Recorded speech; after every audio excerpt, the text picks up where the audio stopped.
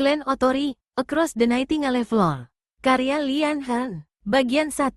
Ibuku selalu mengancam akan mencabik-cabik aku menjadi 8, bila aku menjatuhkan ember, atau pura-pura tidak mendengar panggilannya untuk segera pulang saat hari telah senja dan teriakan jangkrik kian meninggi. Suara ibuku yang berat dan galak bergema di bukit yang sunyi ini, kemana saja anak celaka itu? Akan kucabik-cabik dia bila kembali. Tapi ketika aku tiba di rumah dengan badan kotor setelah meluncur dari bukit, atau memar karena berkelahi, atau luka di kepala karena terkena batu, bekas lukanya sebesar ibu jari dan berwarna keperakan, dia tidak mencabik-cabikku. Aku bahkan disambut dengan kehangatan api tungku dan juga keharuman sayur sop. Lalu, dia akan berusaha untuk memelukku, membersihkan wajahku atau merapikan rambutku, sedangkan aku selalu berusaha menghindar. Ibuku rajin dan kuat, dan juga masih muda, dia melahirkanku sebelum berumur 17 tahun. Saat dia memelukku, nampak sekali kemiripan kulit kami, namun dalam hal lain, kami tidak mirip. Ibuku lebih tenang, sedangkan aku, menurut orang di desaku, di Mino yang terpencil ini belum ada cermin, lebih halus. Dia selalu menang bergulat dan akhirnya aku pun pasrah dalam pelukannya. Lalu ibuku akan membisikkan kata-kata pemberkatan pada sang hiden. Sedangkan ayah tiriku hanya bersungut-sungut saat melihat aku dimanjakan. Kedua adik tiriku yang masih gadis kecil akan melompat kegirangan untuk berbagi pelukan dan juga pemberkatan. Jadi, kurasa, semua itu hanya gaya bicara ibuku. Mino adalah tempat yang damai, letaknya yang terpencil membuat desaku ini tidak tersentuh oleh perang antar klan. Tidak pernah terbayangkan kalau laki-laki dan perempuan di Mino akan dicabik-cabik menjadi 8, atau kaki mereka terenggut dari sendinya lalu dilempar ke anjing lapar. Besar di lingkungan kaum hiden membuatku tak pernah membayangkan orang dapat melakukan hal sekejam itu pada orang lain. Ketika umurku beranjak 15 tahun, ibuku mulai kehilangan saat-saat untuk bergulat denganku. Aku tumbuh 6 inci setiap tahun, dan ketika aku berumur 16 tahun, aku sudah lebih tinggi dari ayah tiriku. Dia lebih sering menggerutu, baginya aku seharusnya berhenti berkeliaran di gunung seperti monyet liar, dan segera menikah.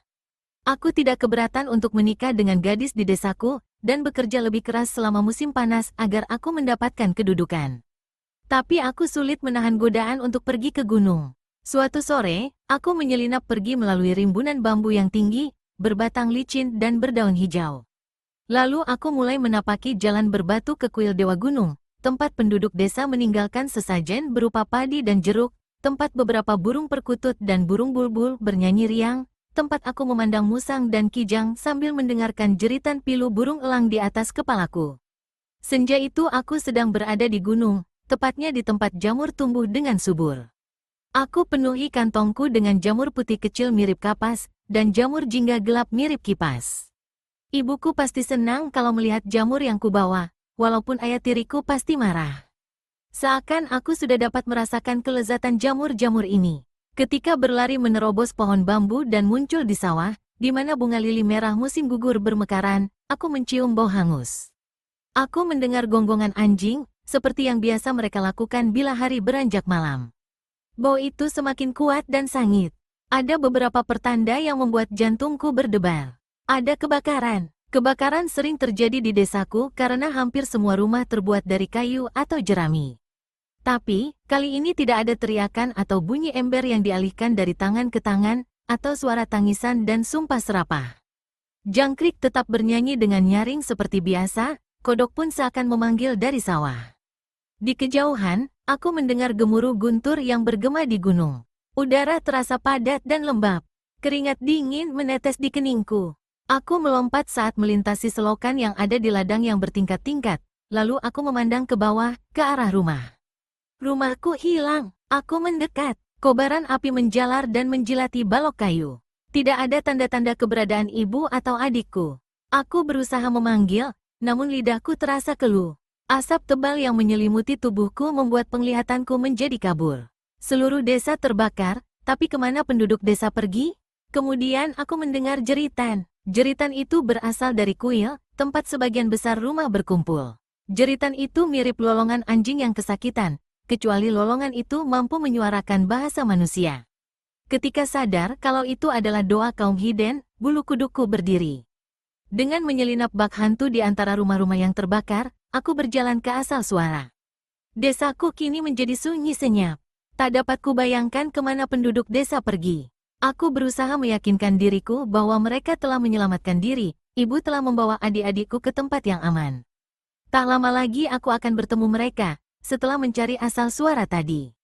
Namun, saat bergegas melewati jalan setapak ke jalan utama, aku melihat ada dua orang terbaring di tanah. Rintik hujan membasahi wajah mereka yang nampak kaget, seakan tidak mengerti mengapa mereka terbaring di bawah rintik hujan. Mereka tak akan bangun lagi, jadi bukan masalah bila pakaian mereka basah. Salah seorang di antaranya adalah ayah tiriku. Seketika dunia terasa berubah. Kabut merebak di mataku dan saat ku tepis, semua nampak tidak nyata. Aku merasa seperti telah melintasi dunia lain, dunia yang berada di sisi dunia tempat kita tinggal, dunia yang hanya kita kunjungi di saat kita sedang bermimpi. Ayah tiriku memakai pakaiannya yang terbaik. Pakaian berwarna nila yang kini nampak lebih gelap karena basah air hujan dan darah. Aku sedih melihat pakaiannya rusak, karena aku tahu dia bangga sekali memakai pakaian itu. Aku langkahi mayat-mayat itu, melewati pintu kuil. Rintik hujan yang membasahi wajahku terasa sangat dingin. Jeritan tadi tiba-tiba berhenti. Di dalam kuil aku melihat ada beberapa orang yang tidak aku kenal. Mereka seakan-akan sedang berpesta. Mereka memakai ikat kepala, pakaian luar dan perlengkapan perang mereka berkilauan terkena keringat dan air hujan. Mereka terengah-engah dan menggerutu, lalu tertawa lebar hingga terlihat gigi mereka yang putih, seakan membunuh adalah kerja keras layaknya membawa beras hasil panen. Air mengalir dari pancuran tempat orang membasuh tangan dan mulut untuk menyucikan diri sebelum masuk ke kuil. Biasanya selalu ada orang yang membakar dupa di ketel besar. Sisa dupa masih tergeletak, meskipun baunya terhalang oleh pahitnya bau darah. Ada seseorang yang terbaring dalam keadaan tercabik-cabik di atas batu yang basah. Aku masih bisa mengenali orang itu walaupun kepalanya telah remuk. Dia adalah Isao, pemimpin kaum Hiden. Mulutnya menganga, kaku dalam geliatan rasa sakit. Para pembunuh menggantung pakaian luar mereka di tiang yang terpancang rapi di pilar. Dapat kulihat jelas lambang 3 daun ok. Simbol klan Tohan, klan yang beribu kota di Inuyama. Aku teringat pada seorang pedagang yang datang ke desa kami pada akhir bulan ke-7. Dia menginap di rumah kami. Waktu ibuku membaca doa sebelum makan, dia mengatakan, apakah kalian tidak tahu bahwa Tohan sangat membenci orang Hiden, dan mereka berencana menyerang kalian? Lord Ieida telah bersumpah akan membasmi kalian, bisiknya. Keesokan hari, kedua orang tuaku menyampaikan berita itu pada Isao, namun tak seorang pun percaya. Desa kami jauh dari ibu kota klan, dan kami tidak pernah terlibat dalam pertikaian antar klan. Kaum Hiden hidup saling tolong-menolong, melihat hal yang sama, bertindak serupa, kecuali saat berdoa. Lalu mengapa ada yang hendak mencelakai kami? Sungguh sulit untuk dipahami, dan masih saja aku belum memahaminya saat aku berdiri di sini, membeku di dekat pancuran. Air mengalir dan mengalir, ingin rasanya kubasuh darah di wajah Isao dan menutup mulutnya, namun aku tak mampu bergerak. Aku sadar kalau orang-orang Tohan itu akan kembali. Pandangan mereka bisa membuat aku lemah, lalu mereka akan mencabik-cabik diriku. Mereka tidak memiliki belas kasihan. Mereka telah dirasuki oleh kematian setelah mereka berani membunuh orang di dalam kuil. Di kejauhan, aku mendengar derap langkah kuda dengan jelas dan tajam. Aku masih seperti bermimpi saat kuda itu kian mendekat. Aku tahu siapa yang akan kulihat, dia ada di gerbang kuil. Aku belum pernah melihat orang itu, tapi ibuku selalu menyebut namanya bila hendak menakuti-nakuti kami, jangan berkeliaran di gunung, jangan bermain di sungai, atau Ieida akan menangkapmu. Aku langsung tahu kalau dia adalah Ieida Sadamu, pemimpin klan Tohan. Kuda itu menendang dan meringkik karena bau darah. Ieida tetap duduk kaku di atas kuda seakan-akan dia terbuat dari besi. Dia memakai pakaian zirah hitam dari kepala hingga kaki, dan pelindung kepalanya berhiaskan tanduk rusa. Ada janggut hitam di bawah mulutnya yang terlihat sangat kejam. Matanya menyala, bagaikan sedang berburu rusa. Pandangan kami bertemu. Sekilas saja aku tahu dua hal tentang dirinya. Pertama, tak ada satupun yang dapat membuat dia takut. Kedua, dia gemar membunuh hanya untuk bersenang-senang.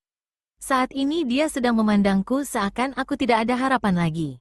Dia menghunus pedang. Satu-satunya yang menolongku yaitu keengganan kudanya untuk melewati gerbang kuil. Kuda itu meringkik dan menendang. Ieida lalu berteriak. Pengawalnya yang ada di dalam kuil berbalik dan melihat ke arahku, berteriak dalam aksen Tohan yang kasar. Kuraih batang dupa, tidak sadar kalau bara dupa itu membakar tanganku, lalu aku berlari melewati gerbang. Saat kuda Iida mendekat dengan ragu, aku langsung menikam kuda itu dengan batang dupa. Kuda itu menyepak ke arahku, kakinya yang besar menebas pipiku. Aku mendengar desis pedang di udara. Pengawal Tohan telah mengelilingiku. Di saat aku sudah tidak mungkin lagi lolos, tiba-tiba aku merasa seakan tubuhku terpisah menjadi dua. Pedang Iida menebas ke arahku, namun belum menyentuh tubuhku. Aku terjang kudanya. Kuda itu melenguk kesakitan. Iida, yang hilang keseimbangan karena tebasannya meleset, terjatuh dari kudanya. Kejadian ini membuatku semakin takut dan panik. Aku telah menyebabkan pemimpin Tohan itu terjatuh dari kudanya. Tak ada siksaan maupun derita yang dapat memaafkan perbuatanku itu. Seharusnya aku langsung menyembah dan memohon dia untuk membunuhku, tapi aku belum mau mati. Seperti ada yang mengatakan kalau dia yang akan mati lebih dulu. Aku tak tahu tentang perang antar klan, tidak juga hukum dan permusuhan di antara mereka. Aku menghabiskan hidupku di antara kaum Hiden, tempat di mana kami diajarkan untuk saling memaafkan dan dilarang membunuh. Tapi dalam sekejap, balas dendam telah merasuk ke dalam hatiku. Aku tendang orang yang ada di dekatku, di antara dua kakinya, lalu kugigit tangan orang yang memegang pergelangan tanganku, kemudian aku menerobos keluar dari kepungan dan berlari ke hutan. Ada 3 orang yang mengejarku. Mereka tinggi besar dan larinya pun lebih kencang, tapi aku diuntungkan karena lebih mengenal daerah ini, dan hari yang semakin gelap. Hujan lebat membuat jalan setapak ke hutan menjadi licin. 2 orang di antara mereka terus berteriak, menyumpah dan mengancamku dalam bahasa yang hanya bisa kutebak, sedangkan orang yang ketiga mengejar tanpa bersuara, dan dialah yang paling aku takuti. 2 orang itu bisa saja berbalik pulang dan melaporkan bahwa aku hilang di pegunungan, namun orang yang satu ini tak akan menyerah. Dia akan terus mengejar hingga berhasil membunuhku. Sampai di jalan setapak yang mendaki, tidak jauh dari air terjun, kedua orang yang selalu berteriak larinya mulai pelan, sedangkan orang yang ketiga justru mengejar semakin cepat. Kami melewati kuil, seekor burung yang sedang mematuk biji-bijian langsung terbang tinggi dengan warna putih kehijauan di sayapnya karena kaget. Jalan yang kulewati agak menikung mengitari pohon cedar raksasa. Saat aku berlari melewati pohon itu sambil menangis, tiba-tiba ada orang yang muncul di depanku. Dia menghadang tepat di jalan setapak yang kulalui. Aku tetap berlari ke arah orang itu. Dia menggerutu seolah-olah aku menghalangi jalannya, dan dia langsung menangkapku. Dia mengamati wajahku, dan aku melihat matanya bersinar. Dia nampak kaget, seakan dia mengenaliku. Apapun alasannya, dia memegangku semakin erat. Kini aku tak mungkin lagi lolos. Orang Tohan yang mengejarku berhenti, dan kedua temannya muncul dari belakang dengan terengah-engah. "Maaf, Tuan," kata orang yang paling kutakuti, suaranya tegas. "Kau telah menangkap penjahat yang sedang kami kejar." Orang yang memegangku memutar diriku sehingga aku langsung berhadapan dengan para pengejarku. Ingin rasanya aku menangis, memohon kepadanya, tapi aku tahu itu tak berguna. Pakaian orang ini halus, tangannya pun lembut. Dia pasti seorang bangsawan, seperti Ida. Dia tidak akan menolongku. Aku diam, sambil mengingat-ingat doa yang pernah ibuku ajarkan, berdoa agar aku bisa menjadi burung. "Apa yang penjahat ini lakukan?" tanya orang yang memegangku. Orang yang berada di depanku berwajah panjang, mirip serigala. "Maaf, Tuan," dia berkata lagi, kesopanannya mulai berkurang. "Ini bukan urusanmu, ini urusan Ida Sadamu dan klan Tohan," lanjutnya. Gerutu sang bangsawan. "Apa benar? Dan siapa kau yang berani menentukan apa yang menjadi urusanku atau bukan?"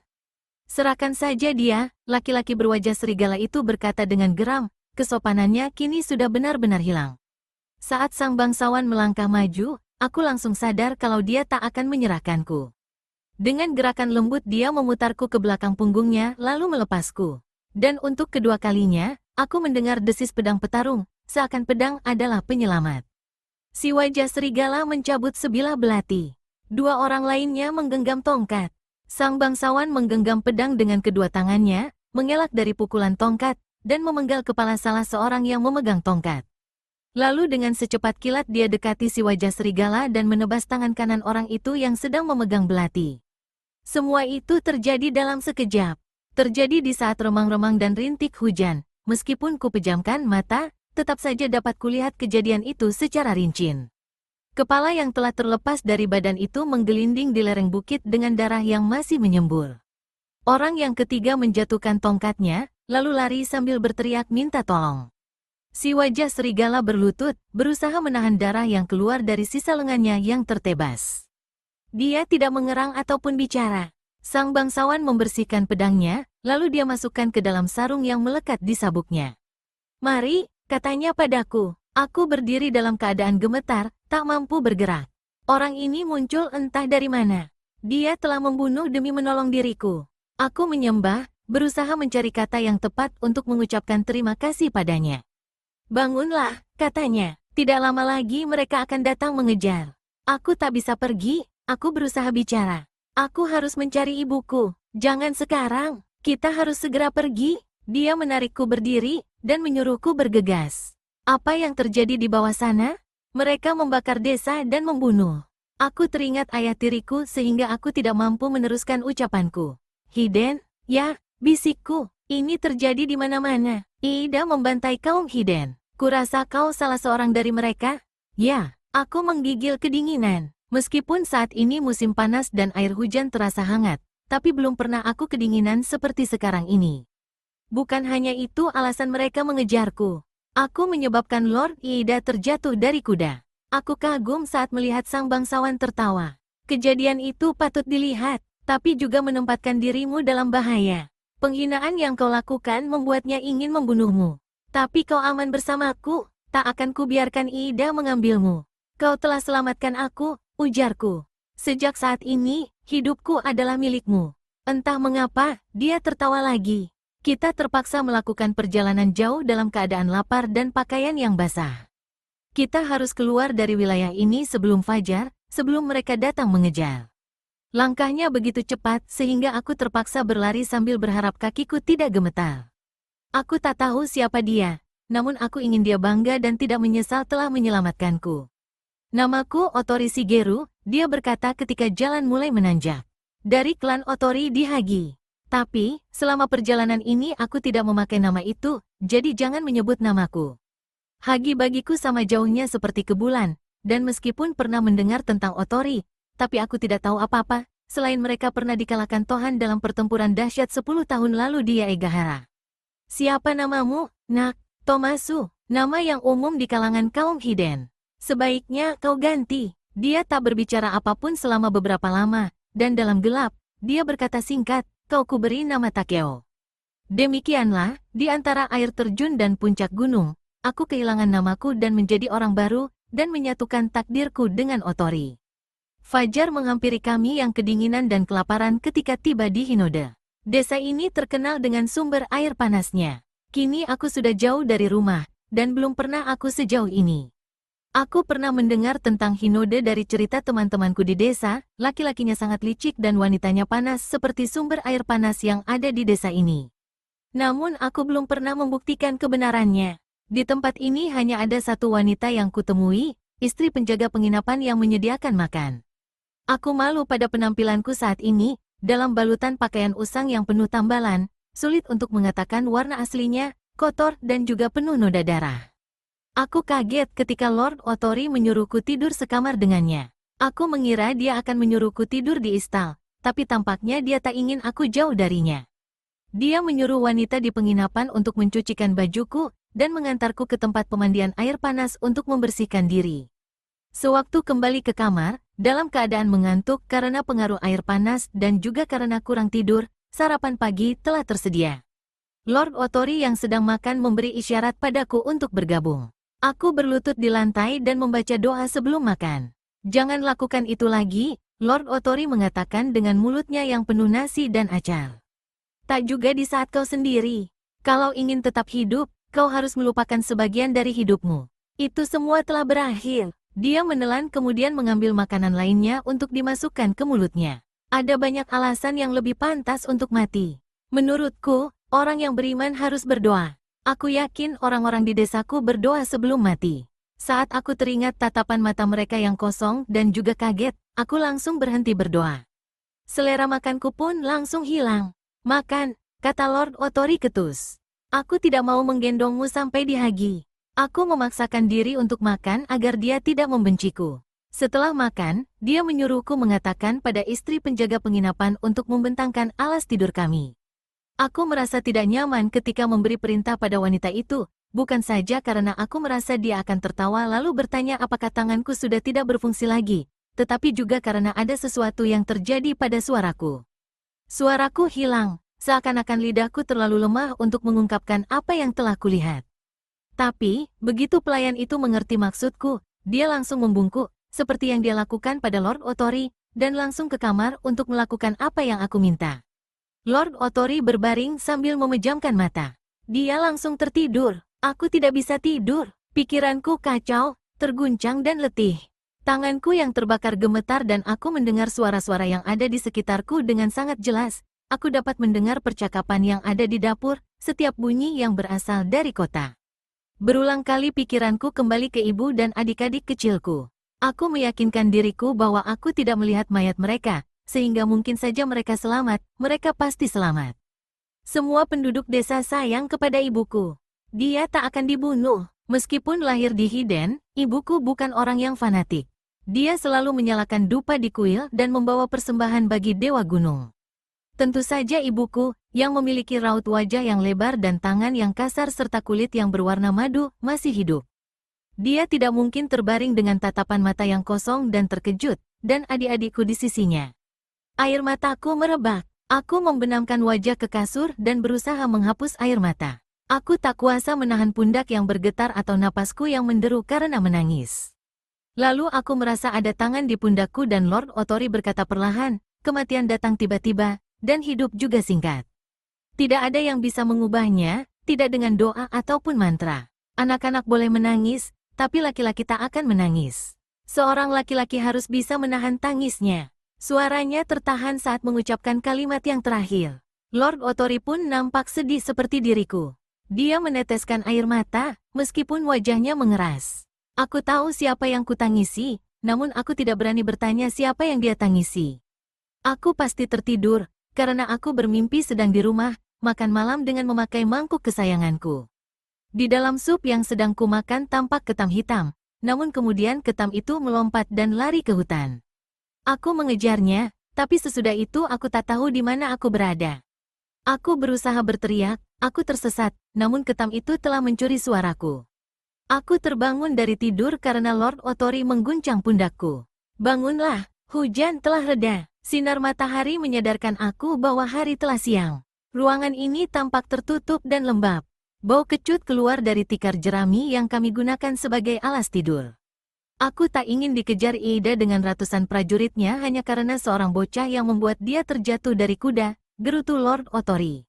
Kita harus segera berangkat. Aku tidak berkata apa-apa. Pakaianku yang telah dicuci dan sudah kering tergeletak di lantai.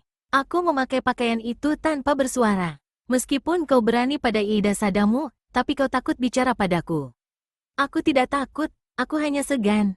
Bagiku dia adalah malaikat atau roh hutan atau pahlawan dari masa lalu yang muncul dan membawaku ke dalam perlindungannya. Aku hampir tidak dapat menggambarkan penampilannya karena aku tidak berani menatapnya secara langsung. Ketika mencuri pandang, aku melihat wajahnya yang tenang tidak keras, tapi kurang ekspresif. Umurnya mungkin 30 tahun atau sedikit lebih muda, tidak terlalu tinggi, dan berbahu lebar. Tangannya berkulit terang, hampir putih, dan dihiasi dengan jari yang kuat dan panjang. Jari-jari itu seperti mengikuti lekukan gagang pedang. Saat ini, jari-jari itu sedang mengangkat pedang dari atas tikar. Mengingat pedang itu telah menyentuh daging dan darah manusia, aku langsung merasa takut dan juga terpesona. Jatuh, kata Lord Otori ketika melihat aku memperhatikan pedangnya. Dia tertawa dan memasukkan pedang itu ke sarungnya yang hitam lusuh. Pedang ini memiliki busana perjalanan, seperti aku saat ini. Di tempatku, aku dan pedang ini memakai pakaian yang anggun. Jatuh, aku mengulangi nama pedang itu di dalam hati. Pedang ular yang telah mencabut nyawa orang demi menyelamatkan hidupku. Kami melanjutkan perjalanan melewati sumber air panas Hinode yang berbau belerang, lalu kami mendaki gunung. Pemandangan sawah kini telah berganti dengan rumpun bambu, mirip yang ada di sekitar desaku, lalu nampak pohon chestnut, pohon maple, dan pohon cedar. Hutan ini terasa hangat, meskipun tidak tertembus sinar matahari karena sangat lebat. 2 kali aku melihat ular di jalan, yang satu ular hitam kecil yang berbisa, sedangkan ular yang kedua lebih besar dan berwarna seperti teh. Ular itu melingkar bak cincin, lalu melompat ke semak-semak seakan-akan tahu akan ditebas jatuh jika tak segera menyingkir. Terdengar nyanyian jangkrik yang melengking, dan serangga Min-Min yang mengerang seakan kepalanya akan pecah. Kami berjalan dengan cepat meskipun udara sangat panas. Terkadang Lord Otori mendahuluiku dan aku akan berusaha mendaki seolah-olah aku berjalan sendiri.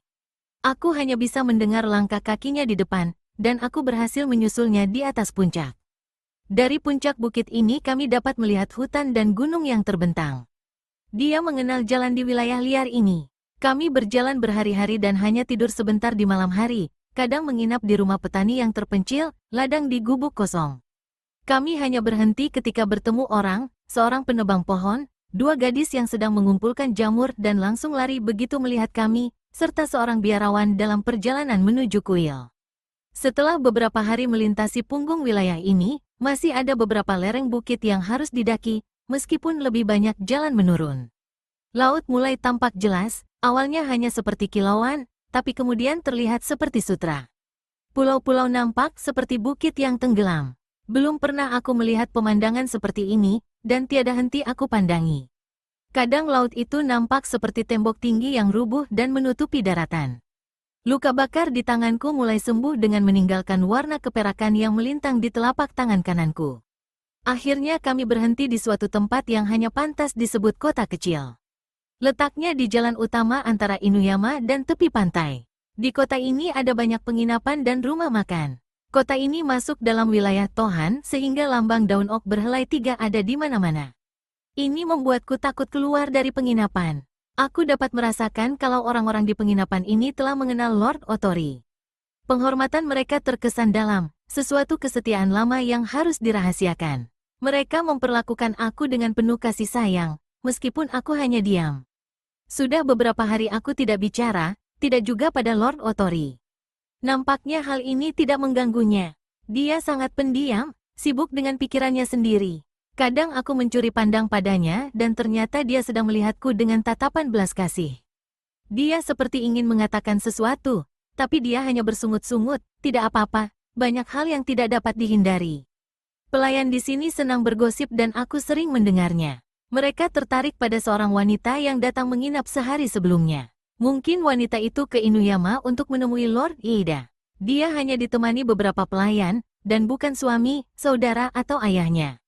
Menurutnya, wanita itu berumur 30 tahun, sangat cantik, baik dan juga sopan pada semua orang, tapi dia mengembara sendiri. Sungguh misterius, juru masak mengaku kalau dia tahu tentang wanita itu. Menurutnya, wanita itu baru saja menjanda dan akan menemui anaknya di Inuyama, tapi kepala pelayan menganggap kalau si juru masak hanya membual. Menurut dia, wanita itu belum mempunyai anak, belum menikah. Penjaga kuda, dengan mulut penuh makanan menceritakan apa yang dia dengar dari pembawa tandu bahwa wanita itu mempunyai 2 orang anak, anak laki-lakinya telah meninggal, sedangkan anak gadisnya kini ditawan di Inuyama. Para pelayan menarik napas panjang dan bergumam bahwa kekayaan dan status tinggi pun tidak mampu terhindar dari takdir, dan si penjaga kuda itu melanjutkan, beruntung sekali anak gadisnya masih hidup karena klan Maruyama dipimpin oleh wanita. Berita ini membuatku ingin tahu lebih banyak tentang Lady Maruyama, satu-satunya wilayah yang diatur oleh wanita, bukan laki-laki. Tidak heran dia berani mengembara sendiri, kata si juru masak. Terlena oleh keberhasilannya mengungkap tentang Lady Maruyama, si penjaga kuda melanjutkan, tapi Lord Iida menganggap itu sebagai suatu penghinaan. Dia berusaha mengambil alih wilayah Lady Maruyama, baik melalui kekuatan atau, seperti orang bilang, dengan menikahi wanita itu. Juru masak menjewer telinga orang itu, hati-hati kalau bicara. Mungkin saja ada yang mendengar. Dulu kita adalah kaum Otori, dan kelak kita akan menjadi orang Otori, sungut si penjaga kuda. Kepala pelayan melihat aku berdiri di pintu, dan memberi tanda untuk masuk. Kemana tujuanmu? Kau pasti telah menempuh perjalanan jauh. Aku tersenyum sambil menggelengkan kepala. Seorang pelayan datang menyentuhku dan berkata, dia tidak mau bicara. Kau malu? Ya. Mengapa? Tanya si juru masak. Apakah ada yang melempar kotoran ke mulutmu? Mereka mengolok-olokku, tapi tidak kasar, dan saat pelayan itu kembali, dia datang bersama seorang laki-laki yang aku duga sebagai salah seorang nelayan Lady Maruyama. Dia memakai jaket bersimbol puncak gunung yang dikelilingi lingkaran. Dia berkata padaku dengan sopan, "Tuanku ingin bertemu denganmu." Aku ragu untuk menerima ajakannya. Tapi wajahnya nampak tulus dan aku juga ingin melihat wanita misterius itu sehingga aku memutuskan untuk ikut dengannya. Kami melewati koridor yang panjang, lalu taman yang dikelilingi tembok. Dia melangkah ke beranda dan berlutut di pintu. Dia berbicara singkat, lalu berbalik ke arahku dan memberi tanda agar aku segera masuk. Setelah memandangnya sekilas, aku berlutut dan menundukkan kepala hingga menyentuh lantai.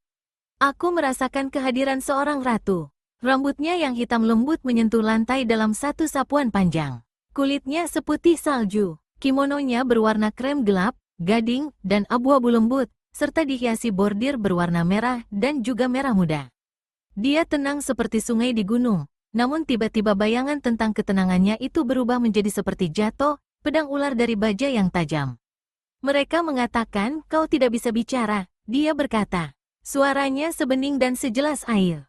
Aku merasa ada pandangan iba di matanya, dan darah berdesir di wajahku. "Kau boleh bicara padaku," lanjutnya. Dia meraih tanganku dan jarinya menggambarkan simbol hidden di telapak tanganku. Apa yang dia lakukan membuatku tersentak, aku seperti tersengat jelatang. Aku tak mampu menarik tanganku.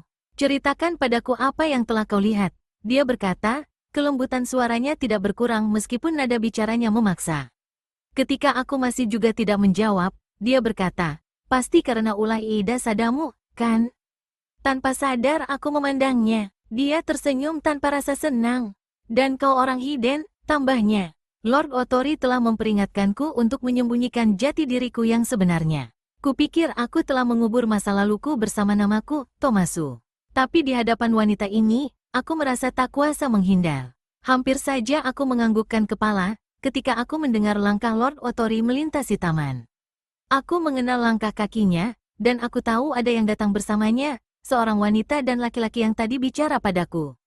Kemudian aku sadar, bila memperhatikan, aku bisa mendengar semua suara di penginapan ini. Aku bisa mendengar penjaga kuda yang berdiri dan pergi dari dapur. Aku bisa mendengar gosip di antara pelayan dan aku bisa tahu siapa yang bicara hanya dari suaranya. Pendengaranku semakin tajam sejak aku tak bisa bersuara dan kini semua suara berdengung di telingaku.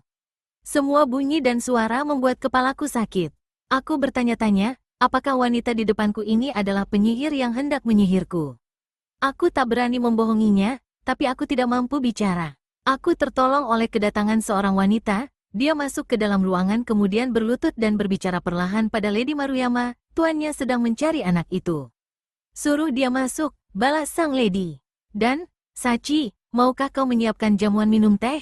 Lord Otori masuk, dia dan Lady Maruyama bertukar salam dengan membungkuk.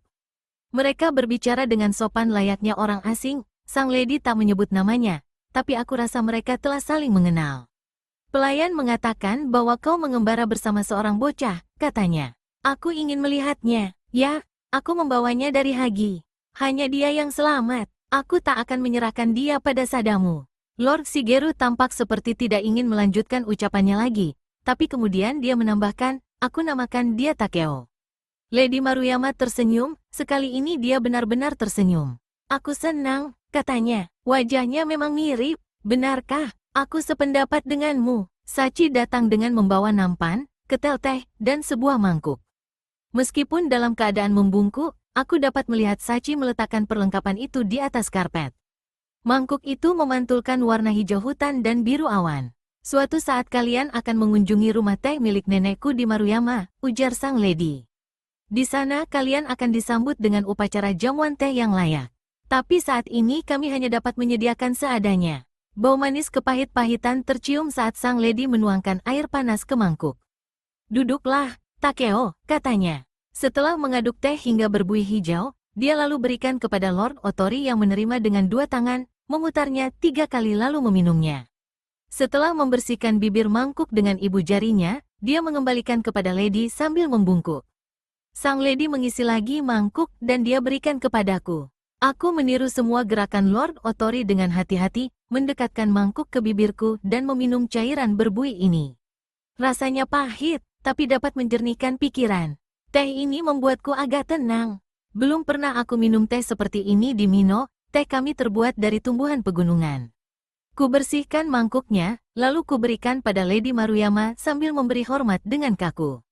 Aku takut Lord Otori sedang memperhatikan dan malu karenanya, tapi saat melirik, aku melihat mata Lord Otori sedang terpaku pada sang lady.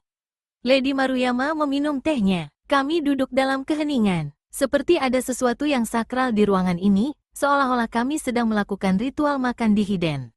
Aku merasa seperti berada di rumah bersama keluargaku yang dulu. Mataku terasa panas, tapi tak akan kubiarkan diriku menangis. Aku akan belajar untuk bertahan. Masih terasa goresan jari-jari Lady Maruyama di telapak tanganku. Penginapan ini lebih besar dan lebih mewah dari yang pernah kami singgahi, dan makanannya pun berbeda. Kami makan belut dengan saus pedas, dan ikan manis dari tambak, dan nasinya lebih putih dibandingkan nasi yang kami makan di Mino. Sangat beruntung bila kami bisa makan nasi 3 kali sehari di desaku. Inilah untuk pertama kalinya aku minum sake. Lord Otori nampak bersemangat, mengawang-awang, itu istilah yang ibuku berikan, dan kesedihan telah lenyap dari wajahnya. Sake ini juga telah menularkan sihirnya padaku. Setelah selesai makan, dia menyuruhku tidur. Dia masih hendak jalan-jalan untuk menjernihkan pikiran. Pelayan datang menyiapkan kamar. Aku berbaring dan mendengar suara-suara di malam hari. Entah belut atau sake yang membuatku sulit tidur. Setiap ada suara dan bunyi di kejauhan, aku langsung terjaga. Aku mendengar anjing menggonggong di kota, pertama hanya seekor kemudian anjing yang lainnya ikut meramaikan. Setelah beberapa saat, aku mulai bisa membedakan setiap suara. Aku memikirkan tentang anjing yang bisa tidur dengan telinga yang terus bergerak-gerak namun hanya bunyi tertentu yang akan membuatnya terjaga. Aku harus belajar seperti anjing atau aku tak akan bisa tidur lagi. Aku terbangun ketika terdengar bunyi lonceng kuil tanda malam telah larut. Aku pergi ke kamar mandi. Bunyi air seniku terdengar seperti air terjun. Kutuangkan air dari wadah air ke telapak tanganku dan berdiri sebentar, mendengarkan. Malam yang begitu tenang, bulan purnama di bulan ke-8 bercahaya lembut. Penginapan sunyi, semua orang telah tidur. Kodok sedang bernyanyi riang di sungai dan sawah, dan sekali atau 2 kali terdengar burung hantu bernyanyi. Ketika berjalan ke beranda, aku mendengar suara Lord Otori. Sejenak aku mengira dia ke kamar dan berbicara padaku, tapi kemudian ada suara yang membalasnya. Suara Lady Maruyama. Tidak sepantasnya aku mendengarkan percakapan berbisik mereka yang tidak mungkin orang lain bisa dengar.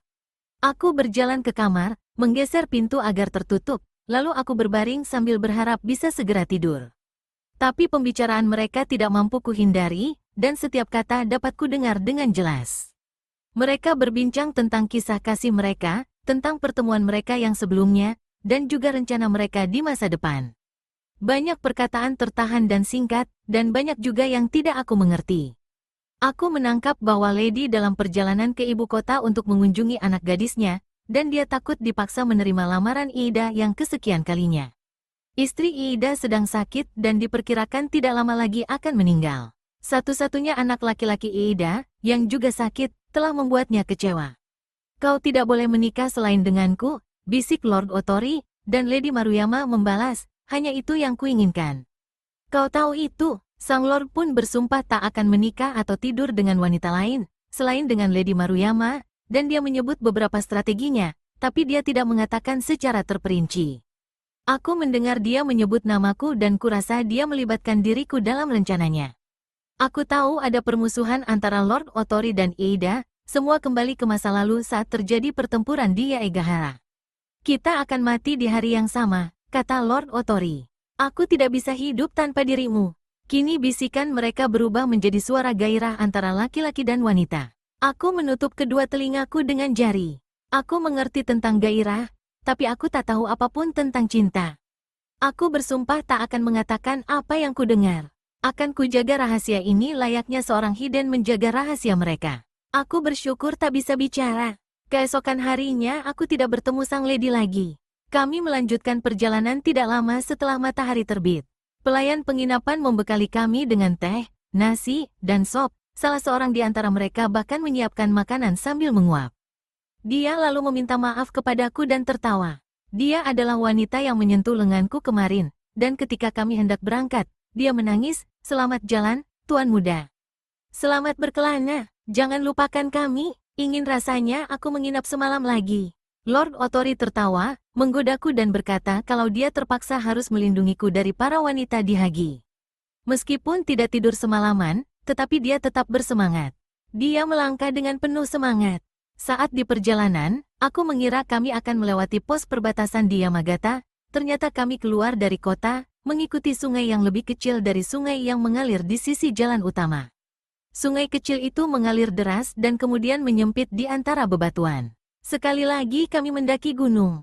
Kami dibekali cukup makanan untuk beberapa hari. Sekali waktu kami berada jauh di luar desa yang terletak di tepi sungai, dan tidak bertemu seorang pun. Jalan yang kami lalui sempit, sunyi, dan terjal. Saat sampai di puncak gunung, kami berhenti lalu makan. Hari menjelang senja, matahari membiasi bayangan di dataran yang telah kami lalui. Deretan gunung di timur kini berwarna nila dan abu-abu. Itulah ibu kota, ujar Lord Otori, mengikuti pandanganku. Aku mengira yang dia maksud adalah Inuyama, sehingga aku menjadi bingung. Melihat aku bingung, dia melanjutkan, bukan, itu adalah ibu kota yang sebenarnya, tempat kaisar memerintah. Tempatnya lebih jauh dari gunung yang paling jauh itu. Inuyama terletak di tenggara. Dia menunjuk ke arah kami datang. Karena kita jauh dari ibu kota dan kekuasaan kaisar sangat lemah, sehingga bangsawan yang gemar berperang seperti Ida bisa berbuat sesuka hatinya. Semangat Lord Otori lenyap lagi. Dan di bawah kita adalah tempat kekalahan terburuk Otori yang menewaskan ayahku. Itu adalah Yaegahara. Otori dikhianati Noguchi yang membelot pada Ida. Lebih dari 10.000 orang tewas. Dia memandangku, aku tahu rasanya melihat orang-orang yang terdekat meninggal. Saat itu usiaku tidak lebih tua darimu. Aku menatap nanar dataran kosong itu. Tak bisa kubayangkan pertempuran macam apa yang terjadi. Terbayang darah 10.000 orang menodai bumi Yaegahara. Dalam kabut yang lembab, cahaya matahari berubah merah seolah membiaskan darah dari dataran. Seekor elang terbang berputar-putar di atas lembah, seakan memanggil dengan penuh duka. Aku tak ingin ke Yamagata, kata Lord Otori saat kami menuruni jalan setapak. Karena di sana aku akan mudah dikenali, dan juga karena ada beberapa alasan lain. Kelak akan kukatakan padamu, malam ini kita terpaksa tidur di luar, berbantalkan rumput karena tak ada kota di dekat sini. Esok kita akan menyeberangi perbatasan melalui rute rahasia, dan itu berarti kita sudah tiba di wilayah Otori, selamat dari jangkauan sadamu. Aku tak ingin menginap di dataran yang sunyi ini. Aku takut saat membayangkan ada 10.000 hantu dan monster serta peri yang menjadi penunggu hutan ini. Arus sungai terdengar seperti suara roh. Setiap kali ada lolongan serigala atau teriakan burung hantu, aku langsung terjaga, denyut nadiku berpacu. Terkadang terasa bergetar seperti ada gempa, pohon-pohon berdesir dan bebatuan berhamburan nun jauh di dataran ini. Aku seperti mendengar jerit kematian, teriakan pembalasan. Aku mencoba berdoa, namun yang kurasakan hanyalah kehampaan. Tuhan kaum Hiden telah lenyap bersama keluargaku. Terpisah dari keluarga membuat hubunganku dengan Tuhan terputus. Di sampingku, Lord Otori tertidur dengan damai seakan-akan dia sedang tidur di kamar penginapan. Meskipun begitu aku tahu dia lebih waspada dariku. Aku ragu sekaligus takut tentang dunia yang kini aku masuki, dunia yang belum aku kenal, dunia para klan, dengan aturan yang ketat dan hukuman yang kejam. Aku masuk ke dunia ini hanya dengan berbekal orang ini, seorang bangsawan yang memenggal kepala orang di depan mataku, dan dialah yang kini memiliki diriku. Aku menggigil dalam kabut udara malam yang dingin. Kami bangun sebelum fajar dan, ketika langit berubah menjadi keabuan, kami telah menyeberangi sungai yang menjadi batas wilayah Otori. Setelah perang Yaegahara, klan Otori yang sebelumnya menguasai wilayah tengah dipaksa mundur oleh Tohan sehingga wilayah Otori menyempit hanya antara gugusan gunung dan laut di utara. Di pos utama perbatasan, para prajurit Iida selalu berjaga-jaga, tapi di daerah terpencil seperti ini ada banyak tempat untuk menyelinap. Sebagian besar petani dan buruh di daerah ini menganggap diri mereka anggota klan Otori. Mereka tidak menyukai Tohan. Lord Otori mengatakan ini ketika kami berjalan hari itu. Dia juga bercerita tentang daerahnya, menjelaskan berbagai metode pertanian, cara membangun waduk untuk irigasi, cara membuat jaring ikan, dan cara mengekstrak garam dari laut. Dia tertarik pada segala hal dan tahu segalanya. Tak lama kemudian, kami melewati jalan besar yang penuh dengan kesibukan. Para petani membawa hasil panen berupa umbi-umbian, sayuran, telur, jamur, akar teratai, dan juga bambu untuk dijual ke desa tetangga. Kami berhenti di pasar untuk membeli sandal karena sandal yang kami pakai sudah hancur. Ketika kami sampai di penginapan, semua orang mengenal Lord Otori. Mereka berlari menghampiri dan menyalaminya sambil berseru sukacita. Mereka menyembah pada Lord Otori. Kamar terbaik pun disiapkan, dan makan malam lezat disajikan. Kini dia nampak seperti orang yang berbeda. Aku tahu kalau dia memiliki status yang tinggi, berasal dari klan ksatria, tapi tetap saja aku tidak tahu siapa dia atau apa posisinya dalam klan. Tapi sudah pasti posisinya tinggi. Ini membuatku malu. Aku merasa seakan-akan semua orang memandangku dari ujung rambut hingga ujung kuku sambil bertanya-tanya apa yang sedang aku lakukan. Mereka seperti ingin mengusirku jauh-jauh. Pagi itu, Lord Otori memakai pakaian yang sesuai dengan statusnya, kuda telah menanti, dan juga 4 atau 5 pelayan laki-laki. Mereka agak meringis saat mengetahui kalau aku tidak tahu sedikit pun soal kuda, dan mereka agak kaget ketika Lord Otori menyuruhku berjalan di belakang kudanya, walaupun mereka tidak berani membantah. Berkali-kali mereka mengajakku bicara, mereka menanyakan asal dan namaku, tapi karena aku selalu membisu, mereka lalu menganggapku idiot, dan juga tuli. Mereka lalu berbicara dengan suara kencang serta kata-kata yang sederhana sambil menggunakan bahasa tubuh. Aku tidak terlalu peduli kalau harus berlari kecil mengikuti kuda Lord Otori. Satu-satunya kuda yang pernah dekat denganku adalah kuda Lord Eida dan kurasa semua kuda marah padaku karena aku pernah membuat teman mereka menderita. Aku terus bertanya-tanya, apa yang akan kulakukan di Hagi? Aku membayangkan akan dijadikan pelayan, tukang kebun atau bertugas mengurusi kuda. Namun ternyata Lord Otori memiliki rencana lain. Pada sore hari ketiga setelah kami bermalam di Yaegahara, kami tiba di ibu kota Hagi, sebuah kota kecil tempat kastil Otori berada. Kastil itu dibangun di pulau yang dikelilingi laut dan 2 sungai.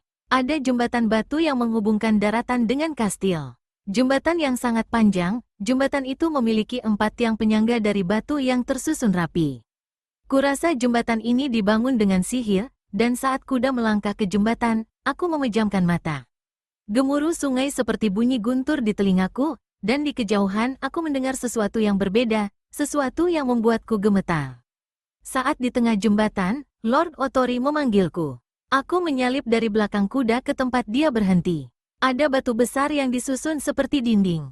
Di batu itu terukir tulisan. Kau bisa baca, Takeo?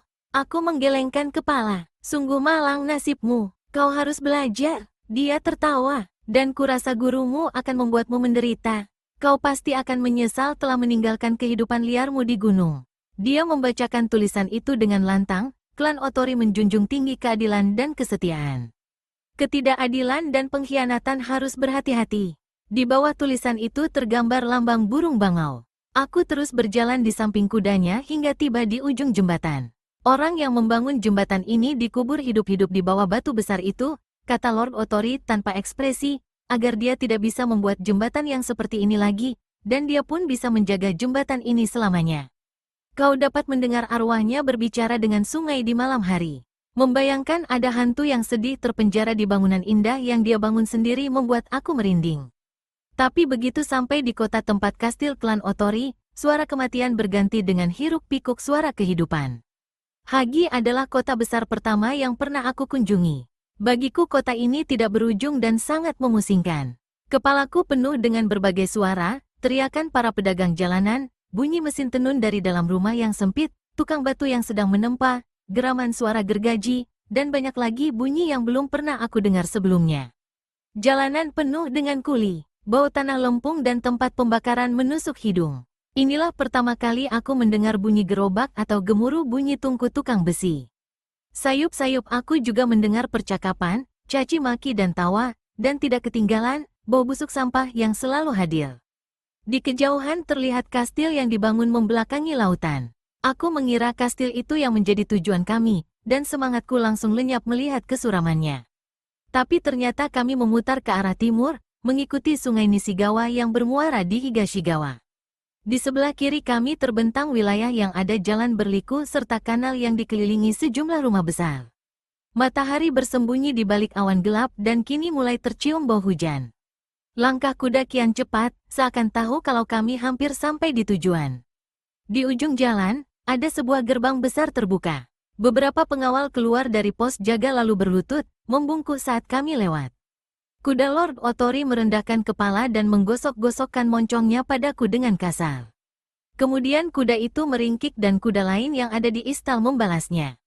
Aku pegang tali kekang kuda itu, dan Lord Otori turun. Seorang pelayan laki-laki segera mengambil tali kekang semua kuda yang menyertai perjalanan kami lalu menggiring mereka. Lord Otori melangkah melewati taman ke arah sebuah rumah. Aku berdiri diam selama beberapa saat, ragu, tidak tahu harus mengikutinya atau mengikuti para pelayan. Tapi ternyata dia berbalik dan memanggilku, melambaikan tangannya kepadaku. Ada sebuah taman yang dipenuhi dengan pohon dan tanaman yang berdiri dengan tenang dan berderet rapi, berbeda sekali dengan pohon-pohon di gunung yang tumbuh padat dan sesak. Aku merasa seolah-olah sebuah gunung ditangkap dan dibawa ke tempat ini dalam bentuk miniatur. Taman ini penuh dengan bunyi-bunyian, riak air yang mengalir melalui bebatuan dan juga dari saluran air. Aku dan Lord Otori berhenti, mencuci tangan di pancuran. Gemericik air mengalir mirip bunyi lonceng yang mempesona. Para pelayan rumah telah berdiri di beranda untuk menyambut. Aku kaget karena pelayan di rumah ini tidak banyak. Namun kelak aku tahu bahwa Lord Otori memang hidup sederhana. Pelayannya hanya ada 3 orang wanita muda, seorang wanita agak tua, dan 1 orang laki-laki yang umurnya sekitar 50 tahun. Setelah membungkuk hormat, ketiga pelayan itu langsung menarik diri, sedangkan kedua orang itu menatapku dengan takjub, hampir tidak bisa disembunyikan. Dia mirip sekali, bisik wanita itu. Luar biasa, ujar laki-laki tua itu sepakat sambil menggeleng-gelengkan kepala. Lord Otori tersenyum sambil melepas sandal lalu masuk ke rumah. Aku bertemu dengannya saat hari telah gelap. Aku tidak menyadarinya hingga keesokan paginya. Ini hanyalah kebetulan. Tidak, tapi lebih dari itu, kata wanita tua itu sambil menuntunku masuk ke dalam rumah. Dia mirip sekali, sambungnya. Laki-laki yang menyambut di luar menatapku dengan bibir terkatup seolah-olah lidahnya tergigit saat mengunyah acar plum. Dari tatapannya seolah-olah dia mengatakan kalau aku hanya akan membawa masalah. Oh ya, aku memanggilnya Takeo, kata Lord dari balik pundak orang tua itu. Panaskan air untuk dia mandi dan carikan pakaian untuknya. Perintah Lord. Orang tua itu menggerutu dalam kekagetannya. Takeo, seru wanita itu. Siapa nama aslimu? Melihat aku hanya mengangkat bahu dan tersenyum, laki-laki itu berkata tajam, dia dungu. Tidak, dia bisa berbicara dengan sempurna, balas Lord Otori dengan nada tidak sabar.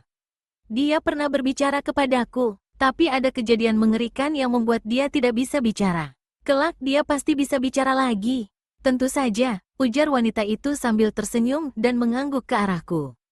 Ayo ikut denganku, aku akan mengurusmu. Maaf, Lord Shigeru, ujar laki-laki tua dengan sikap yang keras kepala. Kurasa kedua orang ini telah mengenal Lord Shigeru sejak kecil dan mereka yang telah merawatnya hingga besar. Apa rencanamu pada anak ini? Dia akan bekerja di dapur atau di taman? Apa keahliannya? Aku hendak mengangkatnya menjadi anakku. Balas Lord Otori.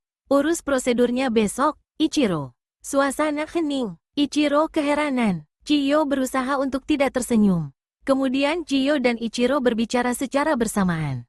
Chiyo lalu bersungut-sungut meminta maaf, dan membiarkan Ichiro berbicara lebih dulu.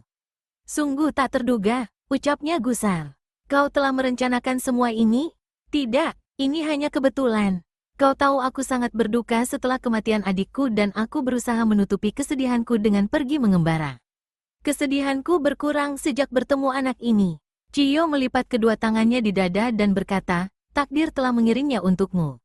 Begitu lihat, aku tahu kau telah berubah, ada sesuatu yang membuatmu sembuh. Namun, tentu saja, tak ada yang bisa menggantikan Lord Takeshi. Takeshi, jadi Lord Otori memberiku nama mirip nama adiknya yang telah meninggal. Dan dia hendak mengangkatku menjadi anaknya, menjadikanku keluarganya. Kaum Hiden percaya kalau orang dapat terlahir kembali melalui air. Tapi aku terlahir kembali melalui sebilah pedang. Lord Shigeru, kau melakukan kesalahan fatal, kata Ichiro. Dia ini bukan siapa-siapa, hanya orang biasa. Bagaimana tanggapan bangsawan Otori yang lain? Pamanmu tidak akan setuju, bahkan memintanya saja sudah dianggap penghinaan.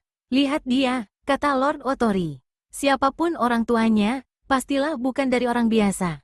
Lagi pula aku telah menyelamatkan dia dari Tohan. Iida hendak membunuh anak itu. Karena telah menyelamatkannya, maka dia menjadi tanggung jawabku. dan berarti aku harus mengangkatnya menjadi anakku. Agar selamat dari Tohan, dia harus dalam perlindungan klan. Aku telah membunuh satu orang, mungkin dua, demi dirinya. Sungguh harga yang mahal. Semoga saja tidak menambah mahal, kata Ichiro tajam. Apa yang dia lakukan sehingga Iida ingin menangkapnya? Dia hanya berada di tempat dan pada waktu yang salah, itu saja. Tak perlu mengutak-atik lagi sejarahnya. Anggap saja dia saudara jauh ibuku. Karang saja sesukamu. Ada kabar bahwa Tohan telah membantai kaum Hiden. Jangan kau katakan kalau dia salah seorang dari kaum itu. Andaikan dia dulu orang Hiden, maka kini dia bukan bagian dari mereka, balas Lord Otori seraya bernapas panjang. Itu masa lalu. Jangan berdebat lagi, Ichiro. Aku telah berjanji untuk melindungi anak ini, dan tak akan ada yang bisa mengubahnya. Lagi pula, aku suka padanya. Tak ada untungnya mengangkat dia, sahut Ichiro.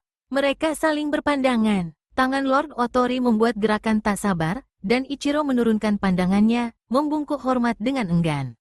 Sungguh beruntung menjadi bangsawan, mereka bisa mendapatkan apapun yang mereka inginkan. Angin berhembus kencang, daun jendela berderit, dan suara-suara kehidupan terdengar seperti tak nyata. Seakan-akan ada yang berbicara di kepalaku, inilah takdirmu di masa depan. Ingin sekali aku kembali ke hari sebelum aku pergi mencari jamur di gunung, kembali pada kehidupanku bersama ibu dan orang-orang di desaku. Namun aku tahu masa kecilku adalah masa lalu dan tak akan pernah kembali. Aku harus menjadi laki-laki dan menjalani takdirku. Dengan tekad itulah, aku mengikuti Chiyo ke tempat permandian. Dia memperlakukan aku seperti anak kecil, membukakan bajuku lalu menggosok sekujur tubuhku sebelum membiarkanku berendam di air panas. Tak lama kemudian dia datang membawa kimono dari bahan katun dan menyuruhku memakainya. Aku menuruti perintahnya, apalagi yang dapat kulakukan? Dia mengeringkan rambutku dengan sehelai kain, dan menyisir rambutku ke belakang, lalu dia ikat dengan gaya simpul di atas. Rambutmu perlu dipotong, sungutnya sambil menyentuh rambutku. Janggutmu belum tumbuh. Berapa umurmu? 16 tahun? Aku mengangguk. Dia menggeleng-gelengkan kepala dan menghela napas panjang. Lord Shigeru ingin kau makan bersamanya, ujarnya. Kuharap kau tidak menambah kesedihannya. Ichiro pasti telah menyampaikan keraguannya pada Chiyo. Aku mengikutinya ke rumah yang lain, sambil mengamati setiap bagian bangunan ini. Hari mulai gelap, lampu memancarkan cahaya jingga di sudut ruangan, tapi masih kurang terang untuk melihat lebih banyak lagi. Chiyo mengantarku hingga ke tangga di sudut ruang utama. Rumahku di Mino juga ada tangga, tapi tidak sebagus yang ini. Kayunya yang gelap dipelitur dengan halus, mungkin dari pohon ok, dan setiap anak tangganya mengeluarkan bunyi halus ketika aku melangkah di atasnya.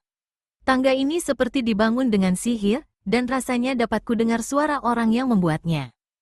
Ruangan kosong ini sangat indah, jendelanya yang menghadap ke taman terbuka lebar. Langit mendung, rintik hujan mulai turun. Chiyo membungkuk hormat padaku dengan sungkan lalu berbalik pergi. Aku mendengar langkah kaki dan suaranya saat dia berbicara dengan pelayan di dapur. Setelah aku mulai tahu tentang kastil, istana dan rumah para bangsawan, masih saja semua itu tidak bisa dibandingkan dengan pemandangan dari ruang atas di rumah Lord Otori ini di saat hari semakin gelap dan bulan purnama bersinar diiringi tetesan hujan lembut di taman. Di belakang ruangan ada pilar besar dari pohon cedar, dipelitur sehingga terlihat corak dan serat kayunya. Tiang-tiang di ruangan ini terbuat dari kayu cedar, warnanya coklat kemerahan sehingga kontras dengan warna dinding yang putih krem. Alas lantai yang terhampar berwarna keemasan, pinggirannya dijahit secarik bahan nila lebar yang dihiasi motif bangau putih, lambang klan Otori. Sebuah gulungan kertas perkamen bergambar seekor burung kecil tergantung di ruangan kecil, masih dalam ruangan ini. Burung itu sedang mengepakkan sayapnya yang putih kehijauan, mirip burung yang pernah kulihat di hutan. Lukisan itu begitu hidup hingga burung itu seperti akan segera terbang tinggi. Sungguh menakjubkan bahwa pelukis yang begitu hebat dapat mengenal burung biasa yang ada di pedesaan. Terdengar langkah kaki di ruangan bawah dan aku segera duduk bersila. Dari jendela yang terbuka lebar, aku melihat seekor bangau putih abu-abu besar berdiri di kolam di taman. Paruhnya berada di dalam air dan, saat muncul, ada seekor ikan kecil yang menggelepar di paruhnya. Lalu bangau itu terbang dengan anggun. Lord Otori datang diikuti oleh dua gadis pelayan yang membawa makanan. Dia menoleh ke arahku lalu mengangguk. Aku membungkuk sebagai tanda hormat. Dia seperti burung bangau dan aku seperti ikan kecil yang menggelepar, diambil dari duniaku dan dibawa terbang ke dunianya. Hujan semakin deras, rumah dan taman mulai bernyanyi bersama percikan air. Curahan air dari saluran air di atap rumah membentuk arus yang mengalir dari satu kolam ke kolam lain. Setiap tetesan air yang jatuh mengalunkan nada yang berbeda. Rumah ini bernyanyi untukku sehingga aku jatuh cinta dengan nyanyiannya. Ingin aku menjadi bagian dari rumah ini. Aku akan melakukan apa saja untuk rumah ini, apapun keinginan pemilik rumah. Setelah melahap semua makanan dan mangkuk telah dipindahkan, kami duduk di dekat jendela yang terbuka, mengiringi malam yang semakin larut. Dalam keremangan, Lord Otori menunjuk ke ujung taman. Aku melihat riak air di parit yang berasal dari atap rumah, alirannya bergerak ke sungai besar. Sungai itu bergemuruh dalam dan pasti, warna airnya yang hijau abu-abu memenuhi saluran air bagaikan sebuah layar yang terlukis. Senang rasanya berada di rumah, dia berkata dengan tenang. Namun, sebagaimana sungai itu selalu berada di luar pintu rumah, begitu pula dunia ini. Dunia tempat kita tinggal. Di tahun yang sama sewaktu Lord Otori menyelamatkan seorang anak laki-laki di Mino yang berganti nama menjadi Otori Takeo, terjadi beberapa peristiwa di Kastil Nunjau di wilayah selatan. Kastil itu adalah pemberian Iida Sadamu kepada Noguchi karena turut membantunya dalam perang Yaegahara. Setelah berhasil mengalahkan klan Otori, musuh utamanya, Iida lalu memaksa mereka untuk menerima beberapa syarat yang menguntungkan dirinya. Target Iida berikutnya adalah klan terbesar ketiga dari 3 negara, Seisu, yang menguasai sebagian besar wilayah selatan dan barat. Tapi karena Seisu memilih untuk bersekutu dengan Tohan, maka kedua klan berbagi tawanan. Anak gadis dari pemimpin klan Maruyama diberikan pada Tohan, sedangkan anak gadis pimpinan klan Shirakawa, kerabat dekat Maruyama, diberikan pada Seisu. Putri sulung Lord Shirakawa, Kaede, dibawa ke Kastil Noguchi sebagai tawanan saat masih gadis cilik, dan kini ia telah melewatkan setengah masa hidupnya, waktu yang cukup lama untuk menimbun rasa benci. Di malam hari, saat tidak bisa tidur, Kaede tidak berani membalikkan badan karena takut ada pelayan datang menamparnya. Ia selalu mengingat nama-nama gadis pelayan yang sering menamparnya. Ia menyimpan semua itu di kepalanya karena ia takut mereka tahu apa yang ia pikirkan sehingga mereka akan menamparnya. Ia tahu kalau banyak gadis yang tidak sabar lagi ingin menamparnya. Ia tahu itu karena mereka sering menamparkan dan memukulinya. Kenangan masa kanak-kanak yang masih ia ingat hanyalah rumah yang telah ia tinggalkan sejak umur 7 tahun. Sejak dibawa ayahnya ke kastil ini, ia tidak pernah lagi bertemu ibu atau adik perempuan lagi. 3 kali ayahnya datang menjenguk, dan itu pun hanya untuk melihat Kaede tinggal dengan pelayan, bukan dengan anak-anak Noguchi. Penghinaan pada ayahnya lengkap sudah, ayahnya, Lord Shirakawa, bahkan tidak bisa protes. Dan Kaede yang masih belia dapat melihat kemarahan di mata ayahnya. Pada 2 kunjungan awal, Kaede diizinkan berbicara dengan ayahnya. Kenangan yang masih ia ingat saat itu adalah saat ayahnya memegang bahunya dan berkata dengan nada tertekan, andai saja kau laki-laki. Pada kunjungan yang ketiga, mereka hanya bisa saling memandang, mereka tidak diizinkan berbincang. Sejak itu, ayahnya tidak pernah lagi datang dan Kaede pun tidak pernah mendengar kabar tentang rumahnya. Ia memahami alasan ayahnya tidak datang lagi. Saat umurnya 12 tahun, dengan membuka mata dan telinga serta bergaul dengan orang yang bersimpati padanya, akhirnya ia tahu kalau dia adalah tawanan, bidak dalam peperangan antar klan. Ia tak ada nilai bagi orang yang menguasai dirinya selain menjadi nilai tambah dalam tawar-menawar kekuasaan. Ayahnya seorang pemimpin klan yang menguasai wilayah Shirakawa yang strategis, ibunya adalah kerabat dekat klan Maruyama. Karena tak mempunyai anak laki-laki, maka ayahnya akan mengangkat suami Kaede sebagai penggantinya. Dengan menguasai Kaede, berarti Noguchi telah mendapatkan kesetiaan, persekutuan dan tahta klan Shirakawa. Kaede tidak memikirkan yang lain, rasa takut, kerinduan pada kampung halaman, atau rasa sepi. Yang ada hanyalah rasa benci karena Noguchi tidak menghargai dirinya sebagai seorang tawanan. Sama seperti rasa bencinya pada para pelayan yang selalu mencelanya, dan rasa bencinya pada bau aneh dari ruang penjaga di dekat gerbang, atau ketika harus menaiki tangga yang curam sambil membawa sesuatu. Dan, parahnya lagi, dia selalu membawa sesuatu, entah itu baskom berisi air dingin, ketel air panas, makanan bagi para penjaga yang rakus, atau barang lain yang malas mereka bawa. Dia membenci kastil ini, membenci batu-batu besar yang menyusun fondasi, dan ruang atas kastil yang gelap, di mana balok-balok yang malang melintang seakan menggemakan keinginan untuk segera bebas dari tempat ini, kembali ke hutan tempat mereka berasal. KED juga membenci para penjaga. Semakin ia beranjak dewasa, semakin sering penjaga melecehkannya. Gadis pelayan seumurnya berlomba-lomba mencari perhatian penjaga. Mereka memuji-muji dan bersikap manja kepada para penjaga. Suara mereka dibuat manja dan berpura-pura lembut, bahkan kadang terlalu konyol. Semua itu mereka lakukan untuk memperoleh perlindungan. Ia tidak menyalahkan mereka. Ia percaya bahwa semua wanita harus bisa menggunakan apapun yang mereka miliki untuk melindungi diri dari peperangan yang telah menjadi bagian dari hidup ini. Tapi ia tak mau melakukan hal seperti itu. Dia tidak bisa. Satu-satunya harapannya agar terbebas dari kastil ini yaitu menikahi orang dari klan yang setara. Jika kesempatan itu tidak juga datang, ia ingin mati saja. Kaede sadar kalau ia tidak seharusnya memikul semua itu sendirian. Ia harus mendekati seseorang. Walaupun tak mungkin untuk bicara pada Lord Noguchi, tapi ada kemungkinan ia bisa mendekati Lady Noguchi. Setelah memikirkannya lagi, ia yakin tidak akan diberi kesempatan bertemu dengan Lady Noguchi. Tidak ada tempat baginya untuk mengadu. Tak ada orang yang bisa melindunginya. Ia sendiri yang harus melindungi dirinya. Tapi para penjaga begitu kuat. KED memang termasuk tinggi untuk ukuran seorang gadis, terlalu tinggi, begitu kata pelayan dengan iri, dan ia juga tidak lemah, ia selalu bekerja keras. Tapi pernah ada seorang penjaga yang bercanda dan menariknya dengan kasar dan mendekapnya hanya dengan satu tangan, dan ia tak mampu melepaskan diri. Ia menggigil setiap teringat kejadian itu. Semakin lama, semakin sulit ia menghindar dari perhatian para penjaga. Di akhir bulan ke-8, saat umurnya 15 tahun, terjadi hujan lebat disertai angin topan yang bertiup dari arah barat selama berhari-hari. KED membenci hujan. Baginya, hujan hanya akan membuat semuanya menjadi lembab dan berbau. Ia membenci hujan karena terpaksa berjalan dengan kimono basah yang melekat di badan sehingga lekuk tubuhnya terlihat jelas, dan ini membuat penjaga semakin menggodanya. "Hei, KED, gadis kecil," seorang penjaga berteriak saat dia berlari dari dapur menerobos hujan, melewati menara di gerbang kedua. "Jangan tergesa-gesa, ada pesan untukmu. Tolong panggil Kapten Arai turun." Dia diminta untuk memeriksa seekor kuda baru. Seluruh kastil dibasahi air hujan. Dalam sekejap ia telah basah kuyup, dan sandalnya yang basah sempat membuat dia tergelincir dan tersandung saat melangkah di tangga batu.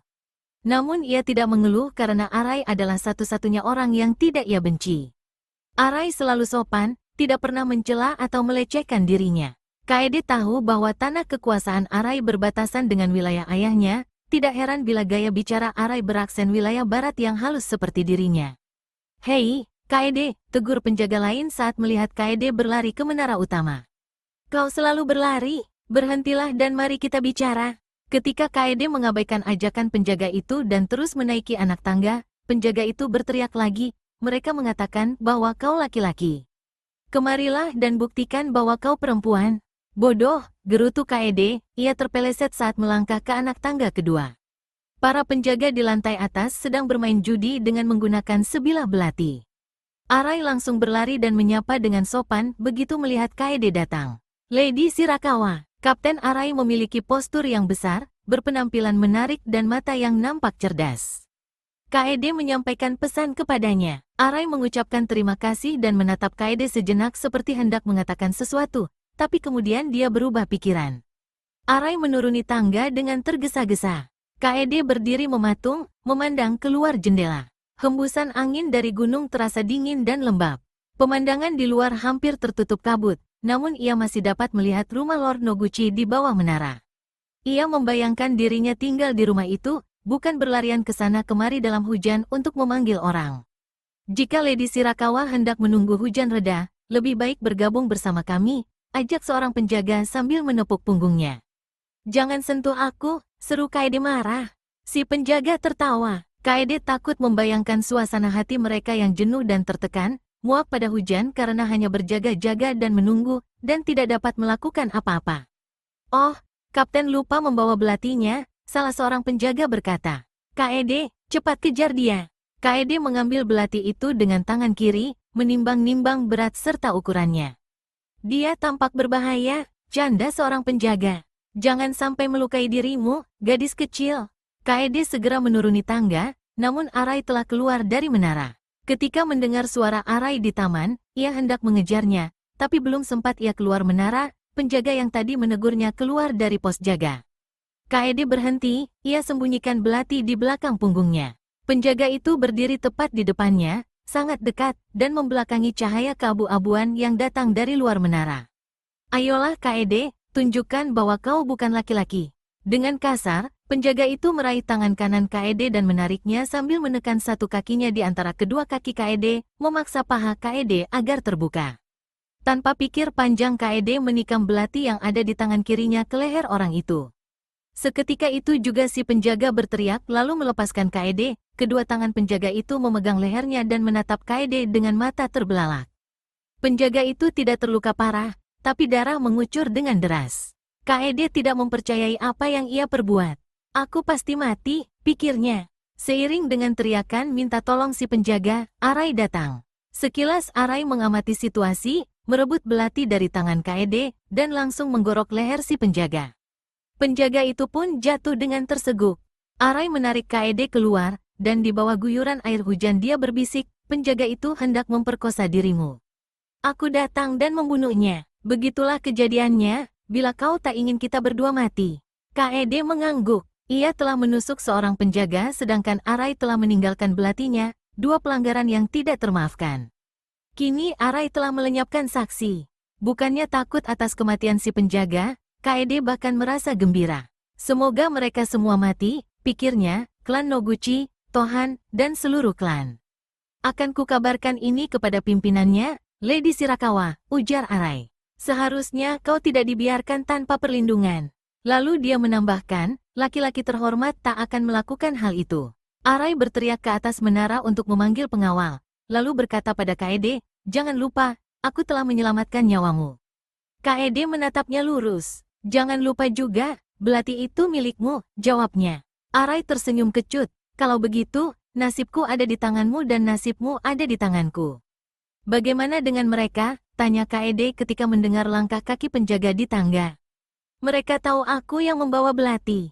Mereka tak akan mengkhianatiku, balasnya. Aku bisa mempercayai mereka. Aku tak mempercayai siapapun, bisik Kaede. Kau harus percaya padaku, ucapnya. Keesokan hari, Kaede dikabari kalau dia akan dipindahkan ke kediaman Noguchi. Sambil membungkus semua barang miliknya dengan kain, ia mengusap-usap kain bergambar sungai putih dengan latar belakang matahari Seisu, lambang keluarganya. Ia malu karena hanya mempunyai sedikit barang. Kejadian sehari sebelumnya masih terlintas di benaknya, belati di tangan kirinya, dekapan dan kematian si penjaga. Juga ucapan Arai, seorang laki-laki terhormat tidak akan melakukan hal itu. Tidak seharusnya Arai berkata seperti itu pada tuannya. Ia tak akan berani, tidak juga di depan Kaede, kecuali bila dia ada niat untuk memberontak. Mengapa Arai memperlakukan aku begitu baik? Apakah dia mencari dukungan dari klanku? Dia sudah terkenal dan berkuasa, Kaede curiga Arai memiliki ambisi yang lebih besar. Arai mampu bertindak cepat dalam memanfaatkan setiap kesempatan. Kaede mengatur semua barangnya dengan hati-hati agar barang sekecil apapun tak akan menyulitkan saat dibawa. Hari itu, semua gadis pelayan menghindar darinya, mereka berbicara bergerombol dan langsung diam saat ia lewat. Dua di antara gadis itu nampak seperti habis menangis, mungkin mereka kekasih penjaga yang mati itu. Tak seorang pun bersimpati padanya. Kemarahan gadis-gadis itu bahkan semakin menumbuhkan kebenciannya pada mereka. Sebagian dari mereka memiliki rumah, mereka bisa kembali ke orang tua dan keluarga, kapan saja mereka mau. Mereka bukan tawanan seperti dirinya. Lagi pula, penjaga itu yang menarik ia dengan kasar, hendak memperkosa. Siapapun yang mencintai orang seperti itu tentu orang idiot. Seorang pelayan yang belum Kaede kenal datang menyapa dan membungkuk hormat lalu meminta Kaede mengikutinya. Kaede mengikuti pelayan itu menuruni anak tangga curam dari batu yang menghubungkan kastil dengan kediaman Lord Noguchi. Saat mereka melewati ruang tahanan di bawah gerbang raksasa, para penjaga memalingkan muka dengan marah. Kaede dan gadis itu berjalan ke taman yang mengelilingi rumah Noguchi. Ia sering melihat taman ini dari kastil, namun inilah pertama kali ia ke sini sejak umurnya 7 tahun. Sewaktu sampai di bagian belakang rumah, gadis itu menunjuk ke sebuah ruangan kecil. Tunggulah sebentar di sini, Lady. Setelah gadis itu pergi, Kaede berlutut di lantai. Ruangan ini tertata rapih, meskipun ukurannya tidak besar, dan pintu-pintunya yang terbuka menghadap ke taman. Hujan telah reda dan matahari bersinar cerah, butiran air di dedaunan memantulkan sinar berkilauan. Kaede memandangi lentera batu yang ada di tengah kolam. Kodok dan jangkrik bernyanyi riang. Kedamaian dan keheningan tempat ini mencairkan sesuatu yang telah mengendap keras di hatinya, dan mendadak Kaede ingin menangis. Kaede berusaha menahan tangis dengan cara memunculkan rasa bencinya pada Noguchi. Ia menyelipkan kedua tangannya ke dalam lengan baju dan merasakan memar di lengannya. Ia semakin membenci keluarga Noguchi karena mereka tinggal di tempat yang indah ini, sedangkan ia, anak Lord Shirakawa, hanya tinggal bersama pelayan. Pintu yang berada di belakangnya bergeser dan seorang wanita berlutut di pintu. Lord Noguchi ingin bertemu Anda, Lady. Bantulah aku untuk bersiap-siap, ujar Kaede. Ia tidak mau bertemu Noguchi dengan penampilannya saat ini, rambut yang tidak tertata rapih, dan pakaian yang usang serta kotor. Pelayan itu masuk dan Kaede berpaling melihatnya. Dia sudah tua, kulit tangannya pun berkeriput, namun wajahnya halus dan rambutnya hitam. Dia memperhatikan Kaede dengan kagum. Lalu, tanpa banyak bicara dia membuka bungkusan kain milik Kaede, mengeluarkan kimono ringan yang agak bersih dan sisir serta penjepit rambut. Mana baju lainnya? Aku dibawa kemari saat umur 7 tahun, kata Kaede dengan marah. Kau pikir aku kecil terus? Ibuku mengirimkan pakaian yang lebih baik, namun aku dilarang menyimpannya. Wanita itu mendecak kagum. Untung saja Nona sangat cantik sehingga tidak perlu banyak polesan. Apa maksudmu? Tanya Kaede karena ia belum pernah melihat wajahnya sendiri. Aku akan menyisiri rambutmu dan mencarikan alas kaki yang bersih. Aku Junko, Lady Noguchi mengirimku untuk melayanimu. Akan kusampaikan bahwa Anda tak memiliki pakaian yang pantas. Junko pergi dan kemudian datang bersama dua orang gadis yang membawa semangkuk air, kaos kaki bersih, dan kotak kayu kecil berukil. Junko membersihkan wajah, tangan dan kaki, lalu menyisir rambut Kaede yang panjang dan hitam. Mereka bergumam takjub. Ada apa? Tanya Kaede dengan gugup.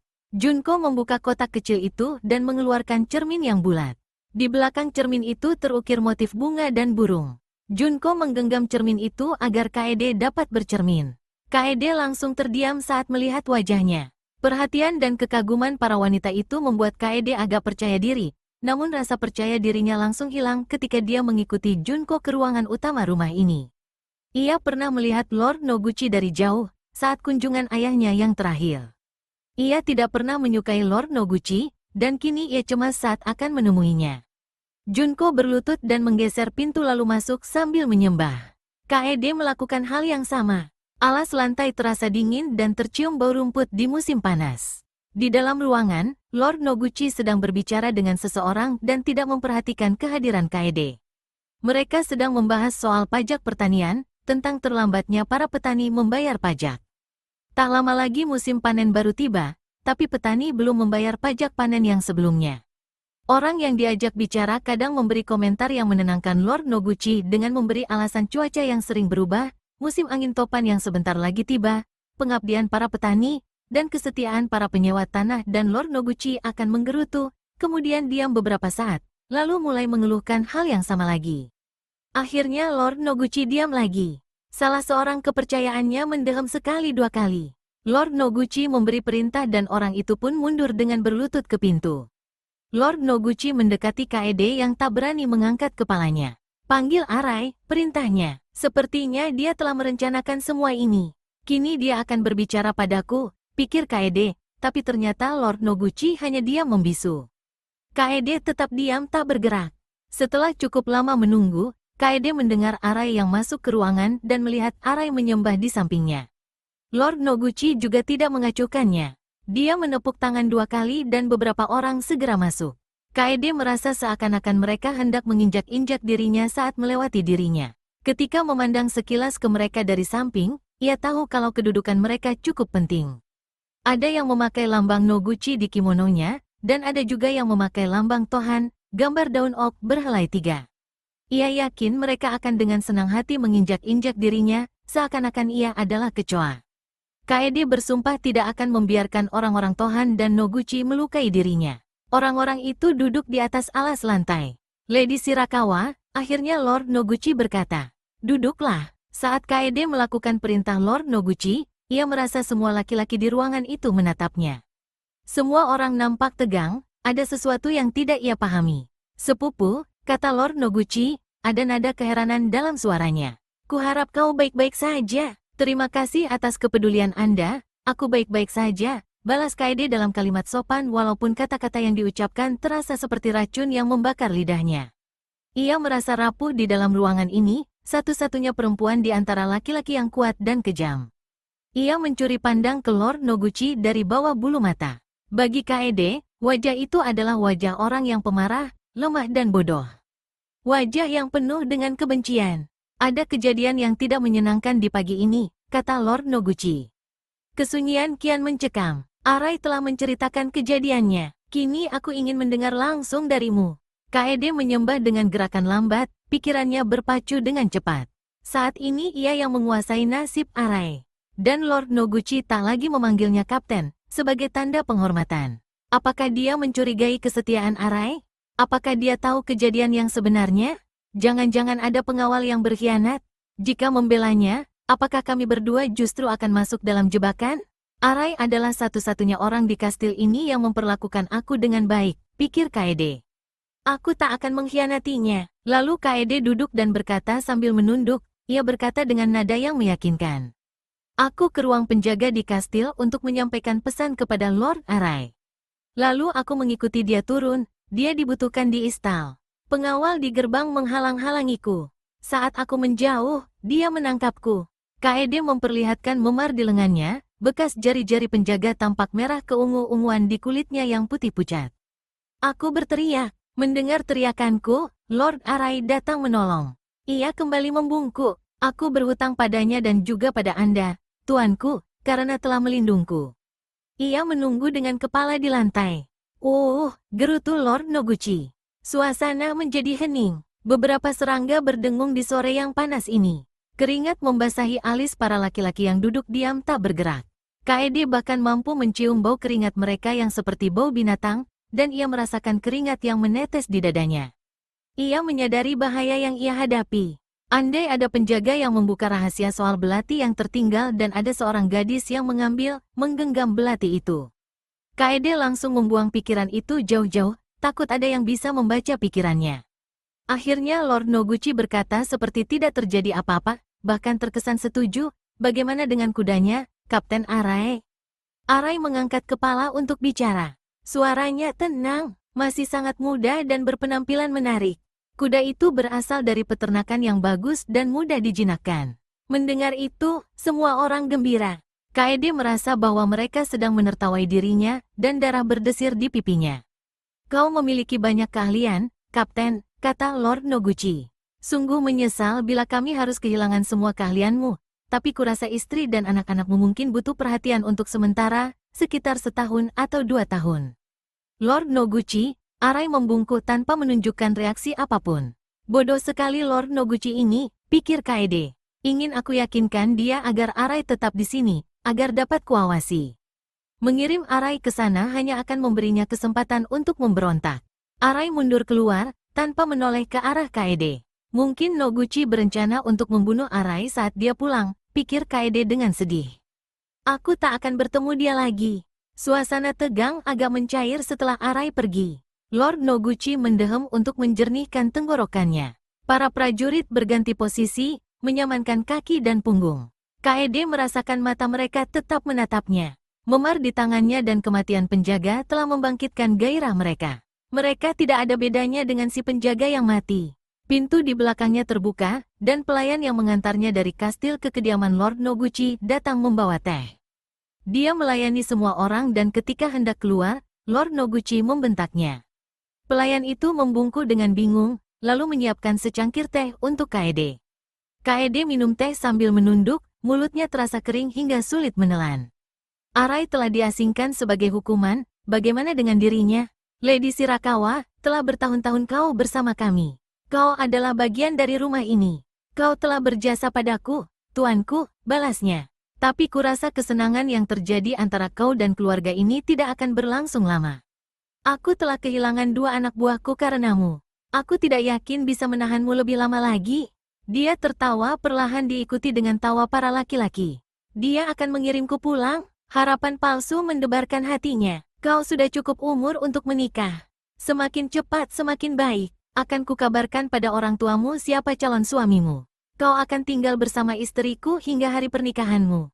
Kaede membungkuk lagi, tapi ia sempat melihat tatapan antara Lord Noguchi dengan seorang laki-laki yang lebih tua. Pasti dengan orang itu, pikirnya, atau dengan laki-laki yang seperti orang itu, tua, tamak, dan kejam. Gagasan untuk menikah dengan siapapun membuat Kaede takut. Bahkan membayangkan kalau ia akan diperlakukan lebih baik di rumah Noguchi tetap membuatnya tidak bersemangat. Junko menemani Kaede kembali ke ruangan, lalu menuntunnya ke kamar mandi. Hari mulai senja dan Kaede merasa letih. Junko memandikan dan menggosok punggung serta kaki Kaede dengan butiran beras. Aku akan mencuci rambutmu besok, janji Junko. Rambutmu terlalu panjang dan tebal bila dicuci malam ini.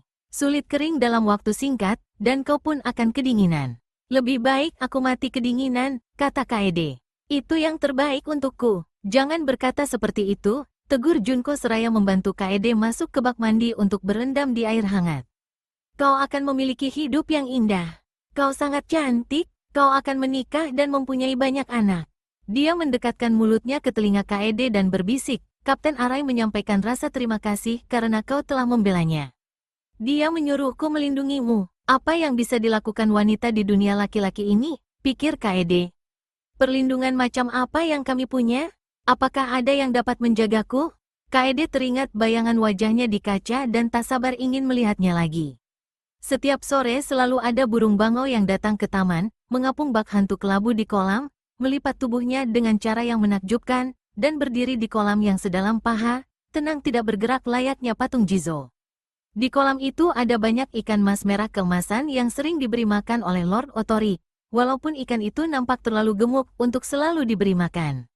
Bangau itu diam tidak bergerak selama beberapa saat hingga ikan-ikan lupa kehadirannya dan berani bergerak. Lalu sang bangau menyambar ikan itu dengan cepat, lebih cepat dari gerakan mata, kemudian terbang membawa ikan yang masih menggelepar di paruhnya. Kepakan sayapnya yang pertama terdengar sekencang suara kipas, dan kemudian bangau itu terbang dengan hening, sehening saat dia datang. Hari-hari masih terasa panas di musim gugur yang melelahkan ini.